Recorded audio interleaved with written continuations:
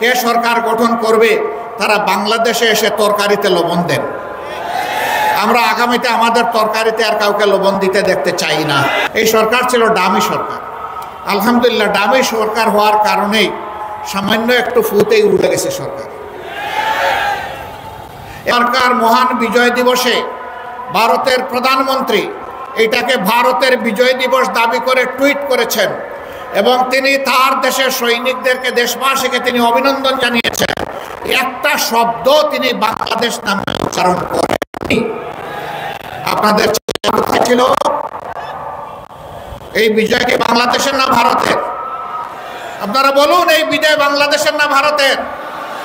বাংলাদেশের যদি বিজয় হয়ে থাকে আর ভারতের প্রধানমন্ত্রী যদি এই বিজয় তাদের বলে দাবি করে, আপনারা চুপ কেন?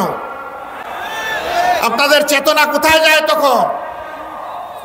সীমান্তে যখন ফেলানির লাশ ঝুলে থাকে, আপনাদের চেতনা তখন কোথায় থাকে? দিনের পর দিন যখন নিরীহ মানুষকে বর্ডারে হত্যা করা হয়, তখন আপনাদের মুখ দিয়ে আওয়াজ বের হয় না। বরঞ্চ আপনাদের একসময় পররাষ্ট্রমন্ত্রী বলেছিল, সীমান্তে যারা বাংলাদেশি মারা যায় তারা দুষ্কৃতিকারী। লজ্জা, জাতীয় লজ্জা। আপনারা এই দেশের মন্ত্রী হয়ে ভিন্ন দেশের গান গান, কারণ আপনাদের মাথা অন্য জায়গায় আপনারা বন্ধক রেখেছেন। আমরা আমাদের প্রতিবেশী দেশের প্রতি সবসময় শ্রদ্ধাশীল থাকতে চাই এবং আমরা এও আশা করি তারাও আমাদের দেশের প্রতি শ্রদ্ধাশীল থাকবেন। আমরা চাই আমাদের প্রতিবেশীরা শান্তিতে থাকুন, আবার আমরা চাই তারাই যেন আমাদের অশান্তির কারণ না হন। কিন্তু মাঝে মধ্যেই তারা বাউন্ডারি ক্রস করেন। বাংলাদেশের মসনদে কে বসবে, কে কার সাথে জোট বাঁধবে, কে সরকার গঠন করবে, তারা বাংলাদেশে এসে তরকারিতে লবণ দেন। আমরা আগামীতে আমাদের তরকারিতে আর কাউকে লবণ দিতে দেখতে চাই না। শিয়া বাটার ও ভিটামিন ই সমৃদ্ধ lily glam beauty soap. Lily, always beautiful. আমাদের তরকারি আমরা পাকাবো। বাংলাদেশের মানুষ ঠিক করবে এখানে কে ক্ষমতায় আসবে আর কে ক্ষমতায় আসবে না। আমরা তাদেরকে বিনয়ের সাথে বলতে চাই, এই অধ্যায় ক্লোজ। আমার ভাই রফিকুল ইসলাম খান বলেছেন, স্বৈরশাসকরা পালিয়ে গেলে আর ফিরে আসে না। চৌশেস্কু আসে নাই, রেজা শাহ পাহলভি আসে নাই, বেন আলী আসে নাই, আর উনি কয়েকজনের নাম নিয়েছেন, কেউই আসে নাই। না, কেউ আসতে পারবে না।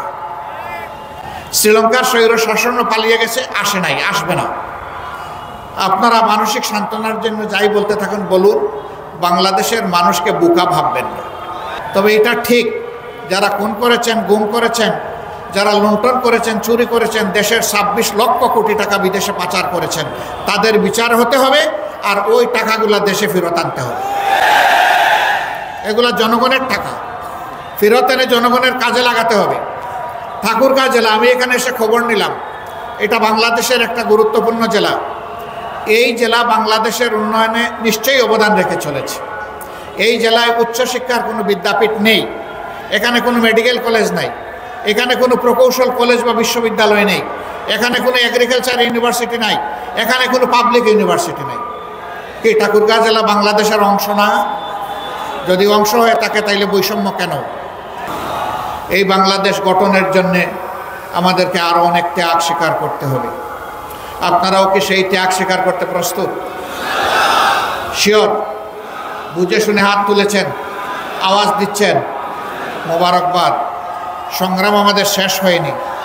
আমাদের সন্তানরা এখনো স্লোগান দিচ্ছে, আবু সাইদ মুগ্ধ, শেষ হয়নি যুদ্ধ।